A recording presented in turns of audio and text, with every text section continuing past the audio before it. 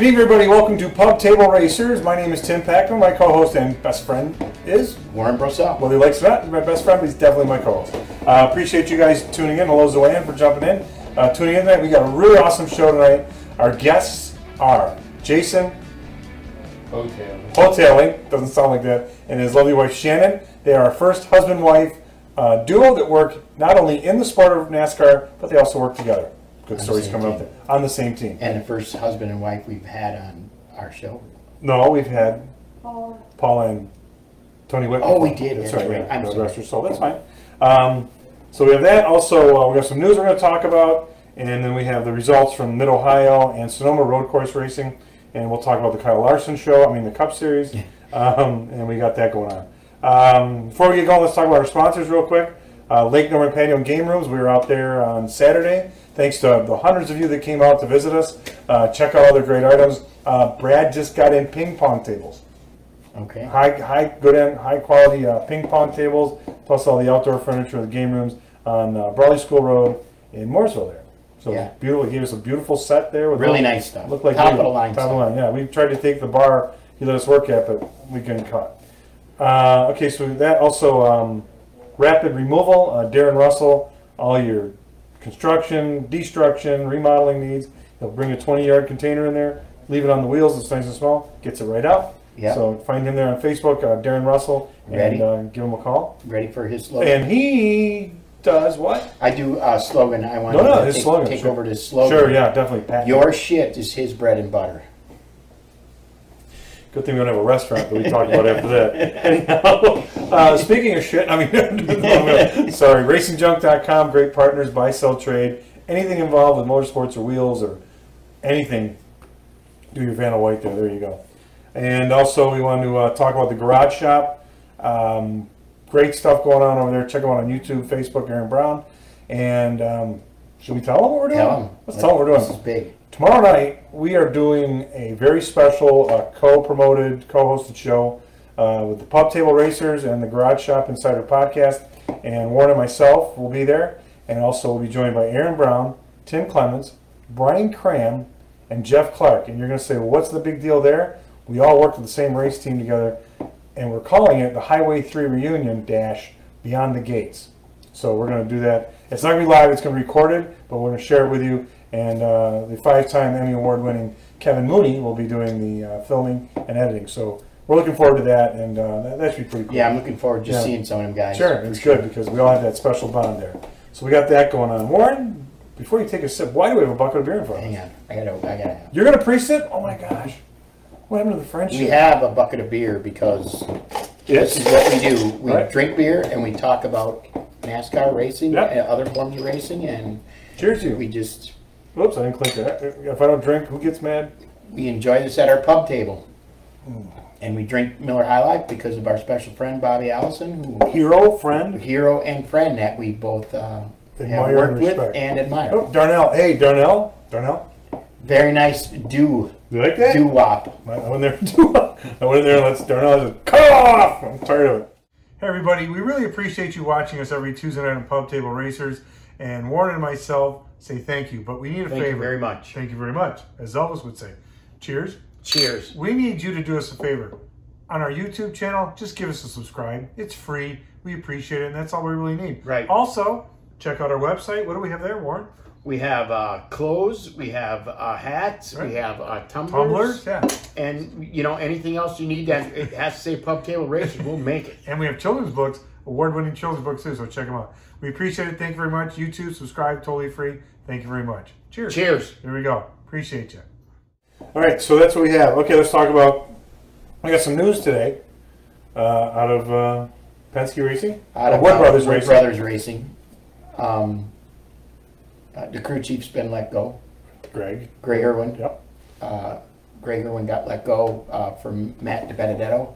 And Jonathan Hassler, who is a Penske engineer, will take over that role. Okay. I have no other details on what they're going to do with Greg, if he's just done with Penske, or if they're going to move him in another role, or what's going on there, or why. Oh, crew chief change. Okay. Just a crew chief change. This is a tough sport. You can get eaten up and spit out and rejuvenated and yeah. the roller coaster of Just racing. the way it goes. Yeah. So, Darnell's laughing about her. What'd you call it? What'd you call it? A doo-wop? Your doo-wop. Doo-wop. I'm not even Italian. Also, SRX. SRX. Yeah, Superstar Racing Experience starts Saturday night at Stafford, Connecticut. I'm looking forward to this. It's 12 cars, identically prepared, with different drivers from different backgrounds, and I'm going to watch it. You going to watch it? I'm going to watch it for sure. It's definitely Ray Abraham is actually from the IROC series, and people don't know. Right. And he's starting up his own IROC All-Star Series, is what it amounts to. Him and Tony Stewart. Him and Tony Stewart. And the cars are equally prepared, and they're heats and a feature. Yep. And CBS Sports is carrying it. That's big. They somewhat resemble I think they're a little bit of a late models with a twist. Okay.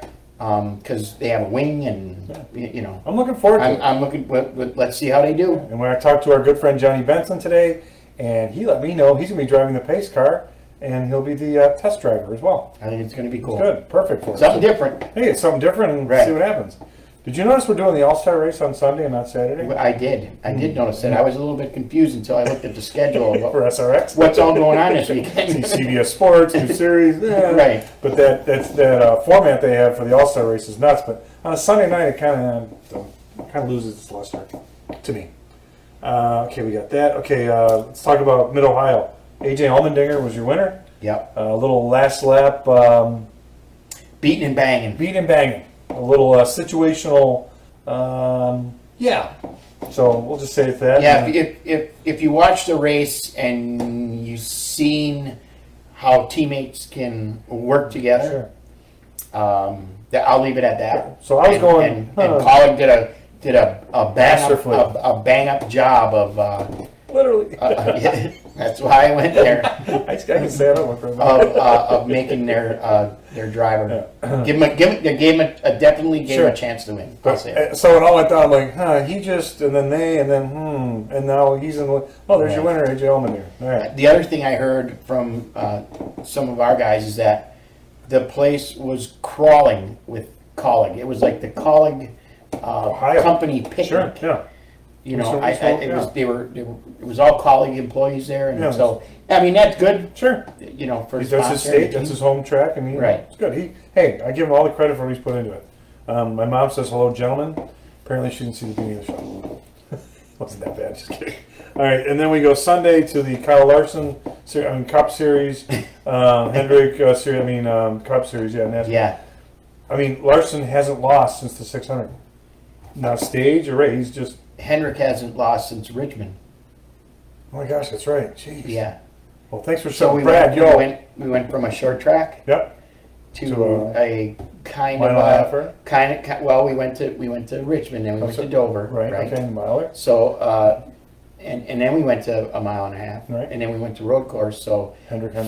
4 in a row on every type of track you can imagine. Yeah. Now they are, as of the 600, the winningest team in NASCAR history. Well, they got it going on. Okay, answer me, guy from another team. Why do they have it going on? Why are they so good right now? So I'm gonna say for sure they found some horsepower. Okay. Because you can't win everywhere and not have an edge on that. I definitely will say their aero program is better because of what they all did at the mile and a half, because that is completely aero dependent. Mm-hmm. And they got all their drivers, I think, are working together and you know, okay, they're competing very well against each other even 1, 2. If you look at what Chase and 1, 2, 3, 4. Yeah. But they're clicking. You know, I always say it like this. Anybody who watched this sport for a long time, you see trends, right? Yeah. And I think 2 years ago, the Toyotas won more than half of the races, and that's pretty much Joe Gibbs, right? And then last year, the Fords, the Fords between Kevin Harvick and Stuart Haas and Penske, we win half of the races, you know. And now Chevrolet is kind of they've whatever they've done, they fix it because all of them are fast. You know, almost all the Chevrolets are fast. Childress has had top 10s as well. I just wanted your it's a trend.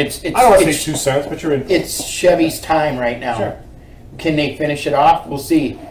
We thought Kevin would finish it off last year, and he did.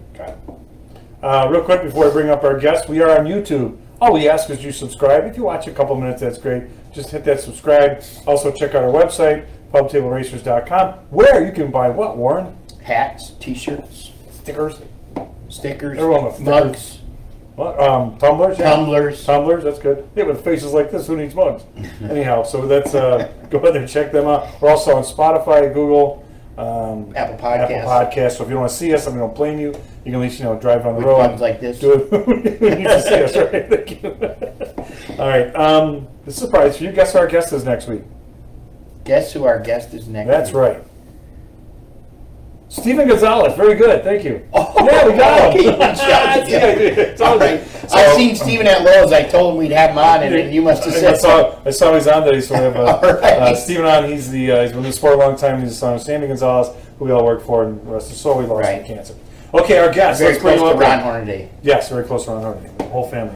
Let's bring him up here. Bring him up. Jason Houtaling. Did I get it right this time? Got it right, okay. And his wife Shannon. Jason has had crew chief experience at, bear with me here. He's currently with Ware Racing, as you can see.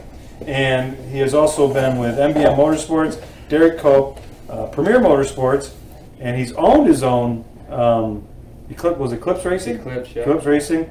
And so he's done all that. I just found out he's from the Western New York area, Hornell. Put time in at Oswego, Perry, Wyoming County National Speedway, Lancaster, et cetera, et cetera. Talked about that, and his lovely wife Shannon, who is from Connecticut, and we're going to find out how they met and how this whole thing went, because they've been together how many years now? Almost 11. Almost 11 years. God bless. First of all, thanks for being on, and welcome, and it's good to have you. Would you care for a beer? You guys? I will have a beer. Yeah, Sure. There you go. Bobby is the hero of mine. Perfect. So thanks for coming. This is the first husband-wife duo working together perfect. on a team. All right. So real quick, we're going to start with you. How did you get your interest in racing? When I was a young dairy farmer from Western New York, I would go dirt track racing with my grandfather and my father at a very young age at Woodhall Raceway. Worked for a gentleman named Monroe Puffer. He was a big block driver back then. Raced against Barefoot Bob McCready and a bunch of guys like that, and I got interested. And the more I got to work on the race cars, the more I thought I wanted to drive a race car and things like that. And I didn't want to milk cows the rest of my life. So I took an adventure, and I went off and bought my first race car. And when I bought my first race car, it kind of turned into the next race car and the next race car and the next race car. And I met a gentleman named John Flock. John actually brought a Bud Olson car to my house and dropped it off, and he says, if you can maintain this thing and keep it going, it's yours to race. And what car was it? What type of division? It was a small block modified car. Okay. And we raced that thing all over the place. I would race at Utica Rome and Dundee and Woodhall, and we would go all over the place, and kind of outgrew that and wanted to go pavement racing. Did some what back then was wheel and modify, or what now is wheel and modify was Featherlight modified tour back there, and we would go do the ROC tour. Race of Champions. Yeah, we did the Race of Champions stuff for a long time with the Andy Harpel. Yep, that's right. We did a lot of stuff with them, and I just realized at that point that I didn't have the money that it was going to take to continue this adventure. Oh yeah, that. So I all the talent in the world. I was actually in an accident in December of 1998. It was nothing racing related. I fell out of the back of a pickup truck on my family farm, and lay in a coma for a while and had to learn how to walk and talk and do a lot of things for myself. How old were you at that time? I was 20 when I went to sleep, and I was 21 when I woke up. Wow. So it was difficult. I had to put myself back together, and then I started building race cars from there, and I got involved with the Venturinis and did a lot of stuff with them, and it was a lot of fun. And then I decided I was going to I did some truck racing way back in the day when Mac and Allie had done some truck racing, and I worked with a guy named Randy Briggs. Okay. He had this business called Cup Tire back in the day. They would actually, you could bring tires to the racetrack, not like we can't now, and he would sell them at a discounted rate to these people.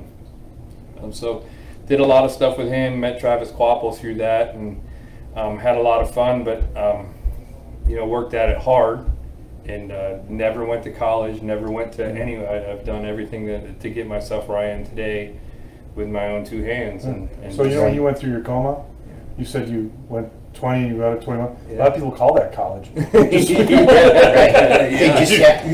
you now, I was going to say you just have a lot more debt, but I mean, maybe the medical bills right there. Yeah, you never know, right? I'm not trying to make light of your but you brought up college. Right, yeah, exactly. So I've clawed and scratched my way all the way to where I am today. You know that? And like a lot of us, nothing came easy. No, nothing has come easy. Okay, so along the way, you're there, and all of a sudden you meet Shannon. Where's your starting racing? Well, we met at a country concert. First of all, concert. you're from Connecticut. I'm from Connecticut. Okay, and in Connecticut, what was your interest in motorsports? Nothing. None. Zero. None. I thought it was the stupidest thing in the world. I could not understand why anybody would stare at a TV for 4 hours a day. I thought it was the dumbest thing ever. Thought only rednecks watched it. But wait, you met where? At a what? And we met at a country concert. Okay, I just want to make sure you got that right. And what country was it? Zach Brown. No, that was the first. That was our first date. We met at a concert that my ex brought me to, who was a good friend of mine. He introduced me to Jason. I said, "Hey, I'm drinking. I gotta go." And I went back. I'm an EMT, so I was with all my firefighter and EMT people. Right. So I ignored him, and a month later, he was bugging my ex. You know, you got to bring her to the concert. Brought me to Zach Brown. That's pretty weird that you're asking the ex. So your ex? Oh yeah. Your ex set up? Yeah, my ex. He didn't mind? No, he was a really good friend of mine. Yeah. And whole day in hell before I get something. So he invites me to flip. Did he? He invites me to a concert, and he's ignoring me the whole night. And I'm like, I am so confused. Right. He didn't like you too. So he asked me to dance once. I still hadn't gotten a kiss, and at this point, I was half in the bag. And I said, you know, are you gonna kiss me or what? And that was on a Sunday. Monday was our first date. Oh, wait a minute. So you go ahead. Oh yeah. Okay, Wednesday I moved in, and we were married 8 weeks later. Well, wait, stop. All right. So first date on Monday, moved in on Wednesday. So you kissed him at the concert. Yeah. Yep. And then you went on a date. Yep. Yeah. Man, you modern women or something. I even bought dinner on our first date. Oh my God! And then well, he's a racer. He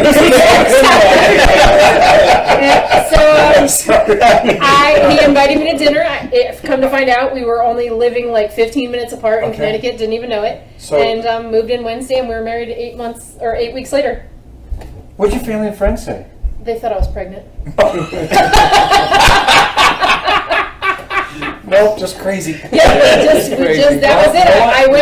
I bought the ring. I proposed to him at a bowling alley. Wait a minute! Stop the music. I knew he was the one. There were a lot of toads along the way. I met this one, and I was done from day one. Went and bought my own engagement ring, and God. Did you approve of the ring, or did you just say, "Oh, that's nice"? No, he wanted something a lot bigger, but I was an EMT, and it was in racing. He can't have all that junk. I can't have the big ring get caught in gloves. So he wanted you to have something bigger for the ring that you were buying, right? Usually, if the woman says, "Hey, I want something bigger," no, I wanted something very, very simple. You're gonna have to do better than that, pal. Oh wow, this is amazing. See? Yep. Okay. All right. And then you're living where at the time? Connecticut. 6 weeks later, he got a job offer in California. I was working at a school. I ran part of their kitchen, and I also taught rock climbing to the students. Okay. So he said, this was in January. He said, I got to go to California for a job. I said, I'll see you in June when the school year's over. I can't leave. No, I had just started teaching an EMT course. I said, I'll come visit you on spring break. See you later. So Brad down from Lake Norman Patio Gamers goes, what? Yeah. Wait a minute, I'm fine. Brad goes, any sisters? Well done, Brad. Sorry, only child. Okay. God. Okay. Yep. You're out of this toast. I'm toasting you. I'll toast you. It's been a roller coaster, but you know. So you went real quick. Then you went out to California. Yep. Yeah. All right. So were you in racing when you two met, or were you? No. I had decided at that point I wanted to take a break from racing, like everybody tries to do. They try to leave the supernova, but it never works, right? So I actually Well done. took a gold dredge and I turned it into a underwater vacuum cleaner that would clean lakes, ponds, and streams of Eurasian water milfoil, which is a big problem in the Northeast. Yes. Oh, yes, you're right. So what we would do is we would send a diver down. He would pull the weeds out by the roots, send it up in a vacuum, and I could collect it and dispose of it. In onion bags. In onion bags, and we could get rid of that. We could actually do it. We actually had a couple of state contracts, and one day, shortly after I met Shannon, I ran into a gentleman at a boat launch that could get a better state contract than I could get, but he needed my equipment to do it, and I sold it. And like I told you guys before, it was 5 miles from Stafford Motor Speedway on a Saturday night. So what'd you do with the money, Jason? Jason heads right back to the drug dealer. Heads right back to the racetrack. And I got back in. Real quick, there's about 100 people sitting there going, I get it. I get it. In the 80s, I'm on an ASA car when I'm in my late teens, early 20s, and I get out and I'm a union Boilermaker and I hate my job, and a guy calls me from here and says, hey, you need to move here, this is blowing up, and I'm like, okay. It's like crack. You can go to rehab, go to rehab, go to rehab. The second you get out, you go one time. And that's I don't care if you're especially at a young age, you know, and in your series and in modifieds and that, you go to Victory Lane and they're spraying beer and everybody's having a blast. There's no greater. It's an accomplishment, no matter what anybody thinks. And you know, everybody will talk about, you get one trophy here or you get one trophy there, right? And you got to ride that high, and you got to ride that high because this sport has so many. It'll humble you in a heartbeat. Yeah, it'll knock you. It'll put you on the top of the mountain today and knock you down the bottom of the canyon tomorrow. And I mean, it's a really humbling sport. So how old were you when you sold the company? I was 32. Yeah, I was 32. Okay, so then so you go back to Stafford, you walk into Stafford, and I start playing with modified cars again. I went up there, and Teddy was still running up there all the time. And I love Teddy, and got back involved with them. And I went home, and I got a phone call from a gentleman out in Sacramento, California, who was doing a driver development deal. Excuse me. He needed some help. So I went out there and I took a pile of steel and I made it two modified race cars in 14 days. Nice. Wow. And we went. So you're a fabricator also. Yeah, went to the racetrack and we started winning, and you know, and then he actually ended up going bankrupt, and the only way I could get all of my money out of the situation was I took over some of the cars and some of the contracts, and we started and I came home one day and I said, Shannon, we own race cars now. Shannon said what? Well, we're going to the lawyer because we're getting divorced. It might actually kill you. Yeah, so we started that day building modified cars, which turned into late model cars. So this time, are you living in California at the time? Yes. Oh, I'm already out there at this point. I've been out there about 2 years. Okay. So when he said, hey, we're going, you said... What, to California? Yeah. Hell yeah, let's go. Okay, I'm up for an adventure. Okay, perfect. I just said I'll see you in 6 months when the school year's over. Okay, that's perfect. So we built modified cars, and we were able to win the California State Championship a bunch of times, and we won. I made 4 or 5 California Rookie of the Years. Mechanic of the Year. You're driving, or someone else is driving? I was just coaching young kids. Who? Anybody we know? Well, probably one guy that you guys know that everybody watches on Sunday actually worked on his car in his very first ARCA race. Chase Briscoe. Oh, that's right. Okay. We had him on. And we actually had him on. Yeah, Chase is a great story. He is a good kid, man. I love Chase. He'd probably get mad at me for telling this story, but Chase knocked the radiator out of it before the green flag started. He come out of turn 4 and he was so excited and he was so ready to do this, and didn't realize that they aren't like dirt cars, that they all take off real fast. Yeah. And he punted the guy in front of him, and there went the radiator before the green flag came out. But it was working with him, and through that deal I got to work with Patrick Staropoli. Okay. He's the guy that won the Dream Challenge. Yep. Oh, I remember that. Yes. Oh, wow, there's a name, Yeah, we actually won a race at Irwindale. with him in the start that he got through that deal. We actually won a race at Irwindale with him, so that was a lot of fun. Got to work with Dwayne Knorr. He was an engineer for a long time and worked for McAnally, and through that deal, that's how I made my relationship with McAnally. I used to go, I would go do my modified stuff and my late model stuff, and I'd leave my shop and go work at McAnally's shop. And Bill's a great guy. Glad to see him back in the truck deal. Glad to see that, because he and Brendan Gaughan had a lot of success the year that they did it. And Brendan's such a super guy, man. Brendan is a great guy. And Brendan should have won that championship. Memphis. Yes. Got to Memphis, he hit the wall, and then old Travis Quapple came in the picture, right? And he got it all done.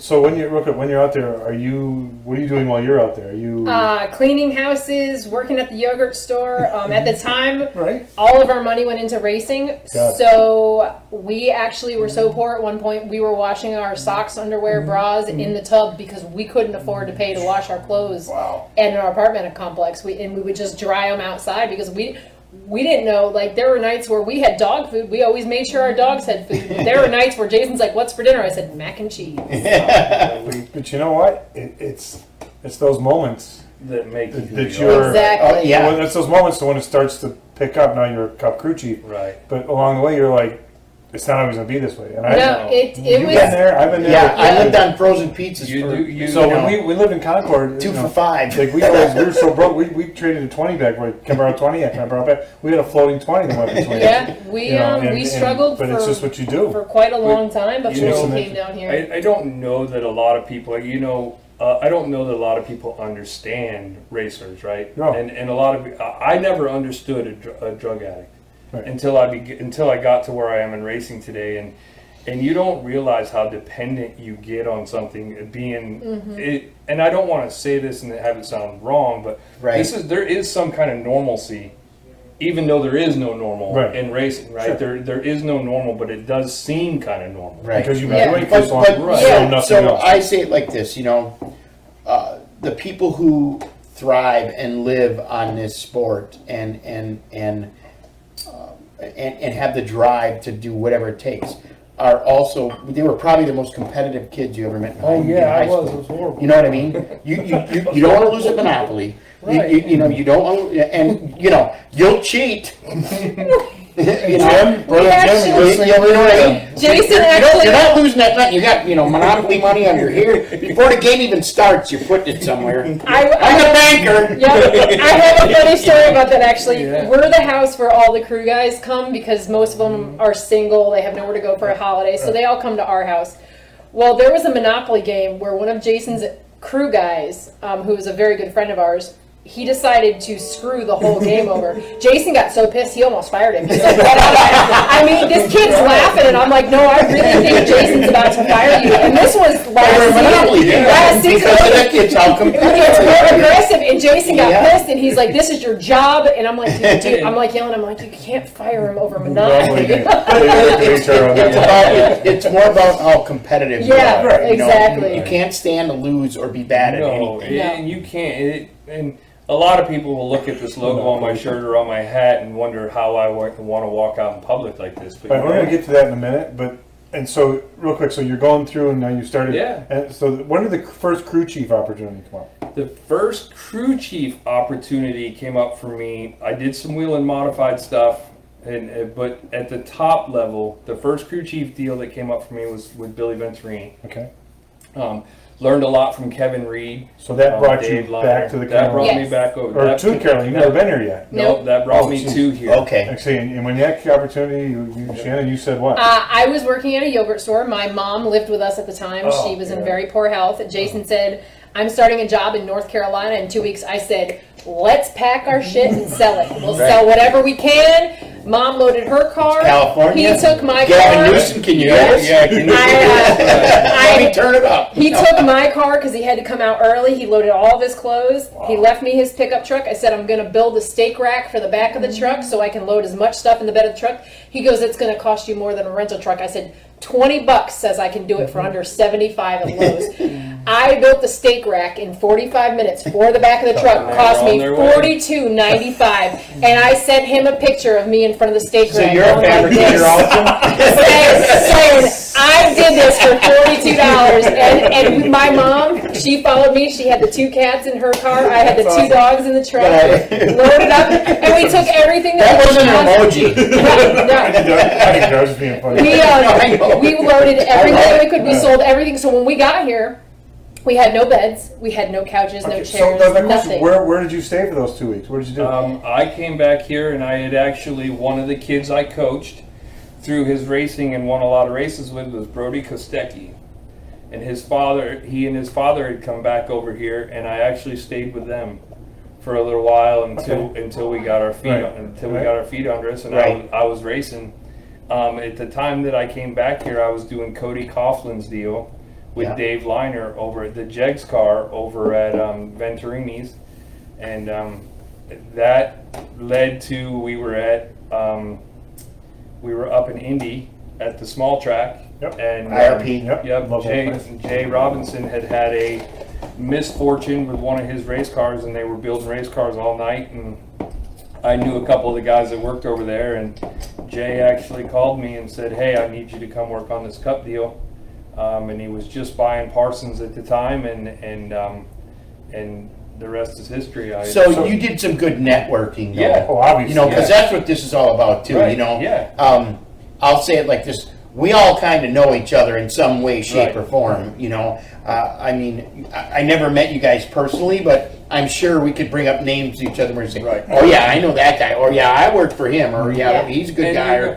And you're gonna, you know. One thing that kind of sets me, we talk about a lot of these young kids that come into the sport and things like that, but I had heroes in the sport, right? We all have to have heroes in the sport. I can say that I am very fortunate to have met a lot of my heroes through what I've done in the networking. You know, I got to work for Derek Cope. That's pretty cool. A lot of people don't think that's cool, right? But I think that's, I mean, he's a Daytona 500 winner. Exactly. But you know what? He was me. He's a guy that can build a race. When I worked for Derek Cope, the only guy who had to work shoulder to shoulder with me every day was Derek Cope. He's not afraid to get his hands dirty. No, those two were in the shop all night long, just the two of them. And I learned so much from him. And you know, I got to work at the beginning of the year. You talked about the sport just chewing people up and putting them out. I was actually at the beginning of this year, because of the situation of the teams, I was Peter Suspenzo's car chief. Okay. Right, and it didn't work out between him and Rick, and here I got my crew chief position back. But last year, like crew chiefs that I get to hang out with every day, or you know, Pat Tryson, he's an amazing guy, right? And Peter's too. I mean, I know both of them guys. They're both awesome, you know. And I got to work with Todd Parrott. Yeah. I mean, how many young kids think, oh my God. And you know, you think the guy's a champion, right? Yeah, he's Scott Eggleston. Oh my! I worked with Scott. I can. Daytona 500. Yeah, 500. Yeah, you got me my first 500 ring. That's right. There you go. Close the circle. So you know, but everything about these guys I'm naming, the Bobby Allisons, the Buddy Parrots, the Todd Parrots, all the guys that I know and can sit down and talk to and have a beer with now, they all make me feel like me, right? Because they all can build a race car. They all can build a race car, and they all started from nothing. Right. They all can build a race car. And some of these guys today, you don't know that they can really build or understand. Some there's of these a lot kids, of them that. You know, the very first time I met Waddell Wilson. Hey, go ahead and put that welder down, son. You just leave it all right. You're okay. Go get the wax. Are you ready for an upgrade? Need to refresh that patio? Want to add more fun to your home? Lake Norman Patio and Game Rooms makes it fun to stay at home. We offer a huge selection of high-quality outdoor furniture, pool tables, shuffleboard, ping pong, and much, much more. Your oasis awaits. So don't miss the boat. Take your patio or game room up to the next level. Lake Norman Patio and Game Rooms. Stop in today or visit us online at lknpatio.com. The very first time I met Waddell Wilson, I was actually helping Mike Harmon. Okay. He brought the gear over to the house, or to the shop, and Waddell Wilson walked in, and I'm starstruck. Sure. I'm like, oh my God. I have never seen the man so excited in my life. I mean, it's Waddell Wilson. Yeah, this guy's like, he's Hall of Famer. Right, and he's won more Daytona 500s than anybody, right? And thank you, Kim. We had a refill. Kim was upstairs. She saw the situation. One of the kids that was working for me that day was like, who's Waddell Wilson? that? I was like, dude, you just need to lock your toolbox. You don't belong in this sport if you don't know who a guy like Waddell Wilson is, right? I mean, because you have to. I always tell everybody that they want to come there. I interview with them, but I always want to know their experience or anything. And I always tell them, because I'm a Philadelphia Eagles fan, but I always tell them, here's the deal: Carson Wentz didn't play his first game in the Super Bowl. Right. If you come in the offseason and you work for me, bud, we're going to the Super Bowl first thing, right? We're going to the Daytona 500. Yeah. And you know, I always tell everybody, when I got my first shot at the Daytona 500 as a crew chief, I'm not going to let somebody not make it or not do it. When what? BJ McLeod. BJ Okay, McLeod so- in the 52 car, Ric Flair's. What year was that? 2000. I was the crew chief in 2019, 18. Okay. 18, 19, and 20. So I'm going to ask you. So you have those moments where, you know, so here you are. You go. Let's think back to Hornell, Unard. Yeah. And your Wood, you know, Perry, Lancaster, other tracks you went to, and now you're a crew chief in the Daytona 500. Do you get that little moment where you just kind of go, God, yeah. "What the hell am I doing?" I mean, I still get them, but I'm just. You get knocked. Like you said, It's almost humbling. Oh my Yeah, God. it's very humbling. It was hard, you know. I think I was very. I am glad that the first couple of years that I got to do it, it wasn't the COVID deal, because I got to go in and take a couple And- days to soak it in. Yes. Like, you get Oh, the yeah. practice. You get the practice Sure. qualifying. You know, you get The to whole- soak the whole thing, Right. right? You get to. You're but- watching me standing on deck lids and fixing junk and what are You they just kept doing? Bondo in your pocket. Yeah. You don't know what But you also get to the point where you think, oh my God, but the people that are around you, and they're walking into a driver crew Right. chief meeting, Yeah. and you're actually belong there, Sure. right? You didn't have to sneak in. So Yeah, it's- that's perfect right there. I'm stuck into some tracks. I mean, it's a humbling experience for sure. So I'm going to say something. I mean, we both just met you tonight, and I can tell right away that Shannon, your support, I think, Oh, 100%. totally keeps you motivated and going. Right. does. You're both very genuine. I like Yeah, that. it's and you're in it together. You're not sitting there, oh my God, now what? You're like in. So where did all of a sudden now you're working on a team? Well, I Where did slept that- with the crew chief. Oh my God. So there's a story about that. So we're at Indy. At the time, I didn't sleep with him at Indy. So I was, we had helped out Mike Harmon for a little while. He was in trouble, and he needed to keep me on the roster for the season because they have a hard time getting crew because they are a small team as well. Right. So I happened to be up in Indy with Mike Harmon, and I was working on his pit crew for the day, just helping. I was going to just run fuel for him because I had a license. And the next day was the Cup race, and Rick came out of the trailer, and he was freaking out, and he said, we have nobody to run fuel. And Jason says, oh, my wife will do it. Rick goes, your wife is going to run fuel for our team. He's like, she can do anything except for change tires. So Rick handed me his credit card. He said, go buy shoes. And I used his old fire suit, and I ran fuel. I had the flu that day, and at Indy, it is the longest walk. year was that? to Sweat it out. it was in Yeah, otherwise it would have been COVID. 18 or 19. And I was sick, and at Indy, they have grates every 15 feet, Yeah. and I was just... And that's a long run. Yeah. I ran through And- at Indy back in the Yeah, day. and every time I went over a grate, I would Seriously. throw up, and by the time I was in rough shape, but I did it through the whole race, and Rick's like, can your wife come the rest of the season? Jason's like, okay. And then after that, they just, So here's your hard card. But when we started, and she was going to be part of the pit support, and I was still a rookie crew chief, right? Okay. I was still young in the deal. I thought it best, and Shannon and I talked about it, and because we had two cars, George Church was actually the crew chief on the other team, and he and Shannon got along real well. George actually took Shannon under his wing, and we traded fuel runners. Good idea. Yep. Because I didn't want, you get in the heat of the moment. Right, you didn't I'm want looking your for- wife Yeah. working, so you didn't have to holler at her. Well, right, I didn't so we wanna knew lose one my of two mind. things was Right. going to happen. Either he was going to yell and I was going to cry, or he was going to yell and I was going to yell back. Right. We're not So alone. I And did then my we wouldn't have been yep. sleeping together. Exactly. So I did my first season with George Church, just running fuel, catching tires, and then when Jason took over full time as the crew chief for that, it was Pocono Yeah. that he took over full time. was my first time over the wall. So I So started. you're over the wall. What did you do over the wall? I did driver services. Okay. The water bottle and the tear off. I do what I do is I do the driver services, come back over the wall, catch the rear tires, catch the first can, Right. sometimes hand the second can, and then I'd run fuel, and then come back and do the pit stops all over again. Okay, so you thought it was the dumbest sport in the world, which I get that. That's fine. Now you're going over the wall. You got the drug, what right? point- Yeah. where did You go? got the Hey, drug. this- At what point did you go ahead? You want to say it or should I say it? At what point did you get where you hooked? It would be the very first race that I stood Ever- at you ever went- because a that's woman it. walked up to the catch fence, and it's really tight on pit road in Yeah. Indy. She said, "How did you become a woman in this sport?" And I said, "I slept with the crew chief." Oh, and she goes, did you say that? You didn't Oh, say yes. I was a man. "No." I said, "I slept with the crew chief," and she goes, "Seriously?" I was like, "It's okay, he's my husband." And she went, "Oh, okay." But So that she was it starts for me. going, "No." And then we had a joke the first year. We'd be walking down pit road, and little girls would ask for my autograph and just ignore Jason. He's Right. like, "What the hell?" I'm the crew chief, kids. Yeah, and I would get. You know what I call that?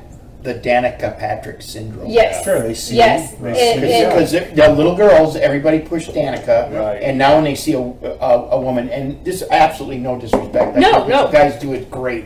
I would love to see more of them there Right. if I could go. But at any rate, what I'm getting at is that girls need to know they can do whatever boys can. Yes. Yeah, exactly. Absolutely. For sure. And you were a role model. You know. Figure they look up to. Hey, mom, dad, I can do that. I like to do that. Yeah, That's cool. yeah. So your first race, you got hooked. That's good. Yep, that was it, and I've been doing it ever since. You know what's really cool is she's also an EMT. So Yeah, if things someone, go wrong. yeah, Oh, there's been a few times where I've had to save my husband's life at the racetrack. How so? I you were on fire. no. No, his eyeballs were. Oh. I actually was working on my modified cars, and I had a brake caliper hang, and I was going to open the bleeder, and I didn't realize the driver was going to push the pedal at the same time, and it was 700 degrees. Yeah. And it actually melted my contacts in my eyes. Oh. So she had to step in and help actually peel the contacts out of my eyes. Oh. Yeah, That's yeah. true. Well, That's true. luckily, his boss at the time knew I was an EMT, and all the guys went running with cold water, and I was You're like, like, "Don't "Stop. do that! I Don't do got that!" I was this." like, Yeah. and he locked up, and I have never seen him so scared in my life. Like hands he locked up. his I couldn't hands do locked up, anything. and he just Right. held on to me, and I was like, "I got this. Yeah. Just calm down. We got And you this." knew exactly what to do. Yep, exactly. And we called our friend's mom, and we were like, "Hey, we know you're on the way to the track. Can you pick up some saline solution? Because he always carries his glasses with A set him." of eyeballs. And I just washed his eyes out with a whole bottle of saline when she got there, I and just go. And- yeah, 20 minutes later, he was And right then back they- to working on and the then, car. and then they want me to leave the racetrack. And you're like, no, I'm not leaving the I'm racetrack. like, No. I'm good. I'm No, here. we were running for the championship. We're gonna win this thing tonight, boys. And and so it's difficult, very humbling sport. But like you said, support is everything. There's so many people out there that could do what we do that don't get the support to do what we Right. do.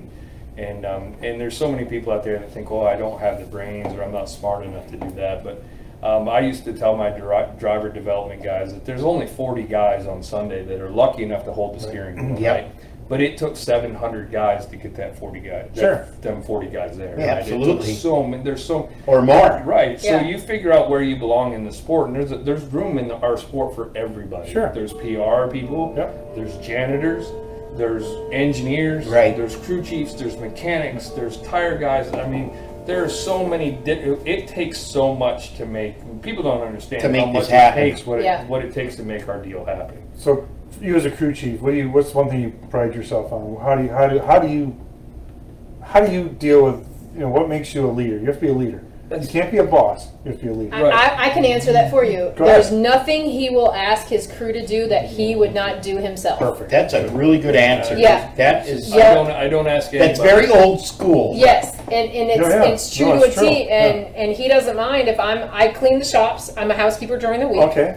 So I also clean the shops, and if I have spare time, he's like, "Hey, I need you to get out of the car and start cleaning it." Okay, I got time before I go to work. So it's just in having Rick and Lisa Right. support us. They are about the most amazing people you're ever going to meet in your life. They are more than That's good. bosses to us. They are family to us, and we've been asked to go to bigger teams, and we wouldn't do it because at bigger teams you're a number. At Rick and Lisa's, you're family. And your margin of error is a lot less. Yes. So let's talk about Ware Racing. Yeah. And this is one of the, I'm glad you came on and reached out. I have to say one, Go ahead. because it's in my head and I don't want to lose it. Please, You know, get you warmed up. there's one thing that irks me when I'm at the track, and if the car's damaged and I'm fixing it, is a crew chief or an engineer telling me how to do my job that they've never done. Right. You know, standing over my shoulder, telling me how to bondo something or how to hammer a fender out or how to weld something. But you'll never see them get on their knees and do it. No, they're clean as a whistle with their computer in their hand. And you know what I like about what you know, we took a pile of steel and we built a car. Yeah. Say it. You know, you haven't said yet tonight. Jason is Jason's a roofer. Yeah. So you know what a roofer is? You work on everything from the roof down. Everything. And you know, that always bothers me. I have worked with crew chiefs that, you know, we hit the fence and they go, "Okay, Warren, have at it," and they walk away. Right. And that's what I like, because they're trusted in me to say, to know that I'm going to do my job and they're going to get the best product they can. That's what I'm here for. And I don't like the guy that stands over my shoulder and is telling, "Oh, wait, no, oh, geez, oh, you know, you're going to do it like that." And it's like, let me tell him to set the tripod. Can't be mad at that. But I get it, and I feel that people do in the situation I'm at Rick's. I got a lot of young guys, right? Right. And I think if I stand over their shoulder and watch every move they make, they're probably 10 out of 10 times likelier to make a mistake. Because they're nervous. But what I have found with those guys is if I tell them, "Hey, I need the rear gear put in that car, I need the axles put in that car," they'll work so hard to try to please me, to show me that they could do it without my help, or they didn't need me, that they don't need me watching them over them all the time. So, and I don't make the mistake. I make the mistake of turning around and saying, "Will you get the?" Yeah, right. I'm telling crew chiefs off, and then I got to go apologize to them. "I'm sorry, I was like that, man." But you know, used to by now. Ware Racing. Yeah. Let's just put out. You guys take it on the chin a lot, you know, because all the time. Because you know, you're a team. You have what, 3-4 cars out there. Who's your driver? My driver is Josh Balicki, and then number 52 car. Yeah. We didn't bring that up earlier. That kid's from Wisconsin, ain't he? Yes, he is. He's a cheesehead. So you don't. Let's just say you don't want to run back there, do you? You don't want to. You don't want to be. No. You guys are out there every week to get better and be faster. Right. So people that might think otherwise, like, "Oh, Ware Racing," but those people that are making those remarks have no clue whatsoever. They've never done it. They've never started at the bottom and had to claw their way to the top. And they don't know what they're up against. Right. Yeah, they've never looked at an expense sheet and say, "Okay, we've got to take 4 cars here this week. Budget. How are we going to do this?" Well, we could lay off 3/4 of the team. That'll pay for us to have a $10,000, you know, an extra $10,000 here, or you know, we don't have $1 million race budget like every other team. Right. If sponsors want to come in, absolutely, we'll take them left, right, in whatever way. But we run with what we can get sponsorship money, with what we can bring in, and nobody wants to run in the back. We would love to be running up in the front every race. So here's how NASCAR is. Real quick, I want to go ahead. So in your situation with Josh and the team in general, what do you consider a good day for you? A good day for us, and there's a race within a race, right? Right, sure, absolutely. For you guys, there's cars that I need to race against. There's people that I need to be better than, and a good day for us is being best in class. What I call best in class, right? And I don't care if it's my car that's better than the rest of them, but we're all usually right there together, right? You always want to be the best, but no mechanical failure, right? I can't fall out of the race because of something stupid, right? I can't fall out of the race because I did something stupid or left something loose or my crews did something stupid. So a good day for us is making all the points we can make in our class and nothing going wrong. Right. And your class, you feel is what, from 25th? I'm going to say 30th back. 30th back. Yep. Okay. So Rick Ware Racing. Yep. And you've been there for how long? I've been with Rick for 4 years now, 5 years. Okay, so you know him and he knows you. Yep. Yes. And you both, I mean, you collectively, because obviously you are a package deal. And you know that he's doing everything he can to be bigger, better, and faster as well. He's just mailing it in every week. No. And Yeah, he's not exactly. doing a circle. He's out. He's there at the shop every day, Yep. trying to find money, trying to better the situation, and it's our job as crew members to make things run as good as we can. With what you have. Right. With what we you have. can get You know, I'm going to say it like this, and I know you're going to agree. There's two kinds of teams in this sport.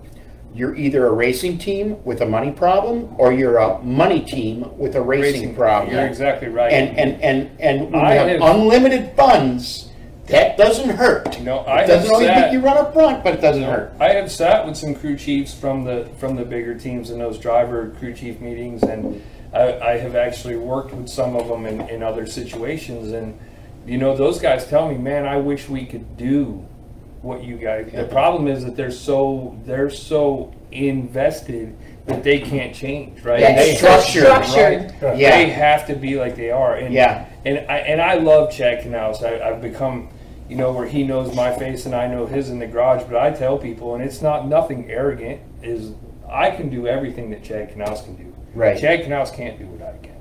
Right. Okay. What do you mean by that? He can't. He doesn't have to put the gear in his own. Right. race Oh, car. okay, I get it. Okay. He doesn't have to put the engine in his own. He race could probably car, do right? it, but he doesn't have Right, to. he doesn't Yeah. have to. He doesn't have to. He's not expected Right. to do that. He's Yeah. So you know, I go pull down my own race car every Thursday afternoon. Right. and Right. Yeah. So you're very nice. I'm the one. Well, You that's don't it. have an engineer, or if you do, Exactly. you got to be there with him. And that's the difference between the big teams and the small teams. Is the big teams, the crew chief shows up, they race. He tells the crew what he wants them to build on the car, Right. and then he shows up on race day. On our team, guess what? We're there, Yeah. The first one that opens the door every morning, and the but- last and one then that, the last yeah, one to leaving. close it at night. And my problem. Everybody travels probably. Yep. Yep. And another problem that I have, and it's taken a toll on our marriage at first, and it's been hard for me, is that my brain doesn't shut off. That was my next question. So, do you guys leave the shop at the shop, or do you come home and? Because you're No, both we- involved, and I can tell you. Don't take this wrong. You're not the quiet, sit back and go, "Hi, honey, want it for dinner?" You're like, "What happened to the race day? What?" Oh, no, I'm sure I you guys. am, Yeah. if I've been there like today, he didn't really have to tell me much because I worked at the shop this morning getting some stuff done. I do filing and I try to help out wherever I can before I do my regular job. And he'll fill me in. But I can tell if it's been a bad race day and I haven't been at the track, I pretend like I'm asleep when he gets home. Because I know, or there's been times where, you know, there's tracks that we'll drive to together. And at the end of the race, I'm going, can I ride home in the team van? And they're like, why? I was like, I don't want to be in the car. So, you know, I'll say it like this. What you asked him, you know, we talked about something earlier, is he's used to winning. Yeah, because Yeah. You know, I grew up he's with not used to winning winning a championship. Yeah. I won everywhere. in everything you've done. And now you have to, I shouldn't say you have to, but you're doing this and you're loyal and you got to bite the bullet every week because, you know, and you can't shut this off. No, you You don't shut off your competitiveness. You don't go home and No. That's Oh it. no, You know, and we I make will tell notes. you- We have notepads next my to the wife bed. has woke me up one night and says, "What are you talking about?" Because I'm talking in my sleep about some arrow crap or something. You know- She's Yeah. like, "What are you doing?" Right. And I'm like, I it's- don't know. You I don't know, know, but I invented something, honey, and it's gonna make us right? rich. You want to know it's even harder for me now is, you know, I won about every late model race there is to win in this country. I've won every modified race there is to win around. I did a lot of stuff with Scott Bloomquist. I won the Dream with Scott Bloomquist, and I've won everywhere, right? Right. But I get the chance to take Rick's kids racing in late model cars, Yeah. and we can go win, and it just doesn't feel the same, right? Because I want to win a cup race. Right. Sure, because Right. you're there. Exactly. Because of the level. Because of the level. It's the Yeah. level, You right? kind of You walk. know? You kind of walk away and say, "Well, at least I still know how to do it." Right. Right. Well, yeah. Or you didn't forget, or it's not me. Yeah, I still know what I'm doing. And Yeah. we got lucky and I'm very fortunate enough. I did a lot of work with Rick's youngest son.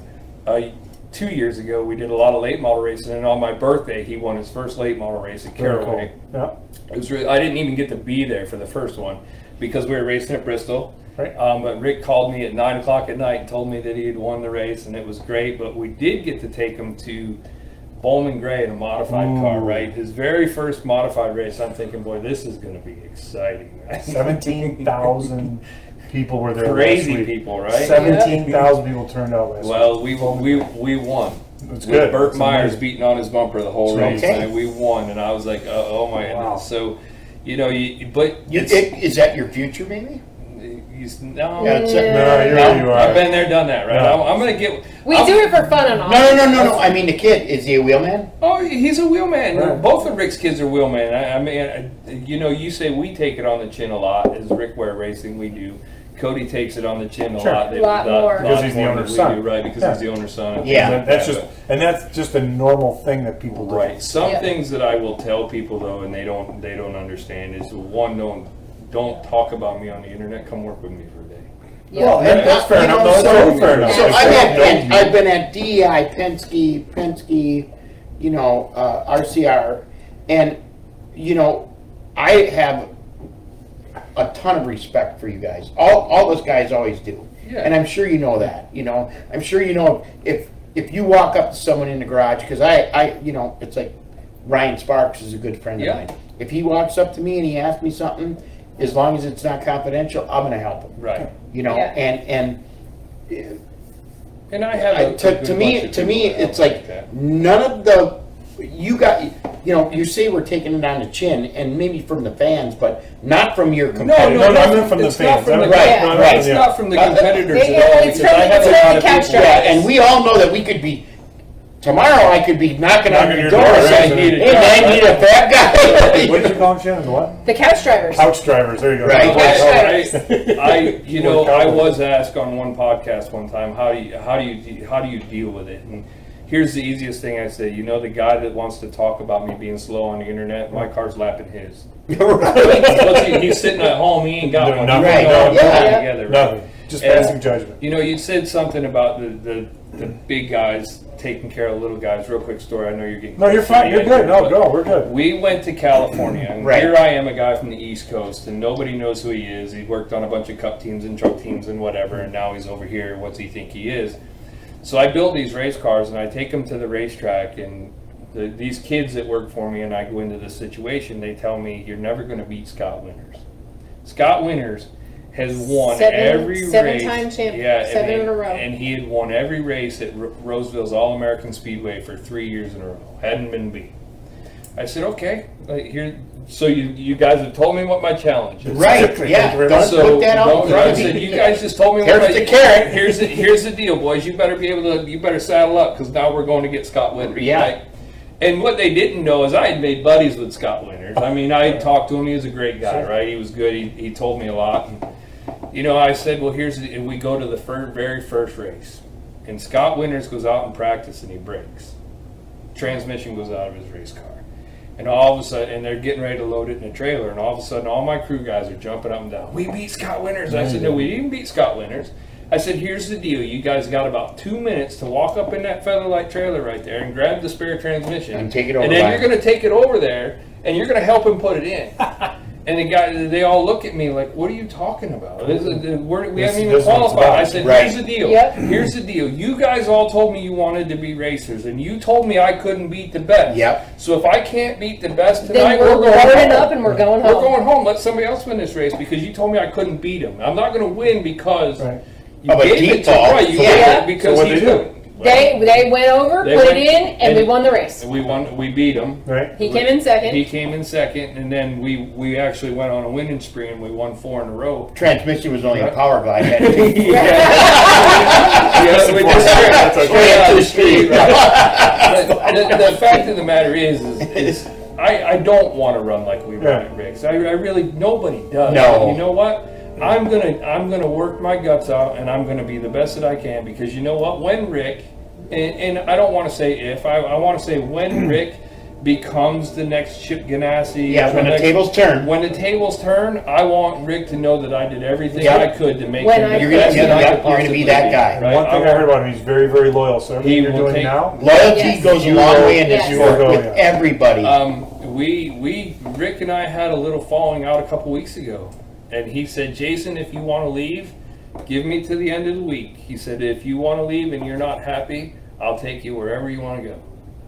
And Rick made some changes, and he did some things in the shop, and you know what? He listened to what I had to say, and I listened to what he had to say.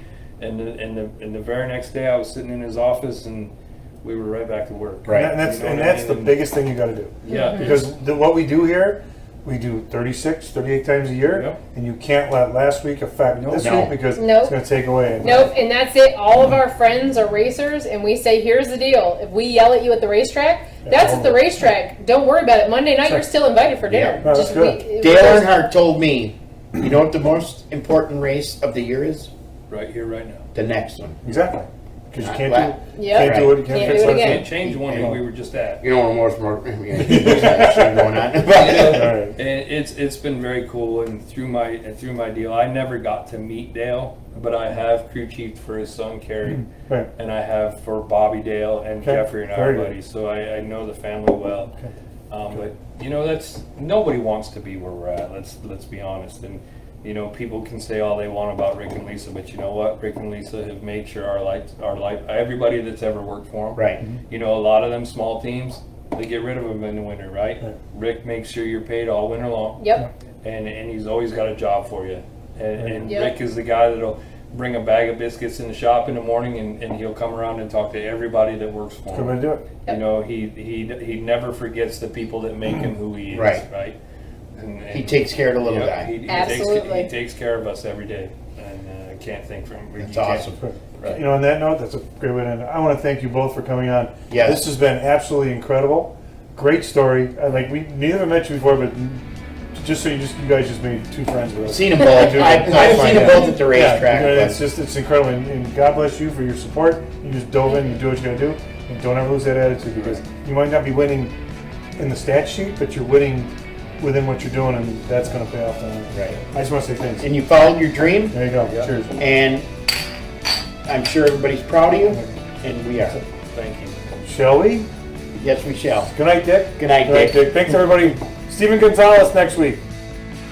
Wow. Hey, another great show. Great Thank show. you so much, everybody, Yep. for tuning Enjoyed in. it. We appreciate it. We do this every Tuesday night, and Warren, I think the guests we've had have been fantastic. Phenomenal. And the people that are following us, we appreciate it. We're reaching 42,000 people a month. Can you believe that? And we appreciate you watching. And Right. We're having fun. Hope everybody else enjoys it. that's it. And it's just a fun show. Bucket of beer, guys sitting around talking about it. So keep tuning in. We appreciate it. Check out our store and everything. But we appreciate you people, and we will see you next week. Right, my friend? Yes, sir. All right. See you next week.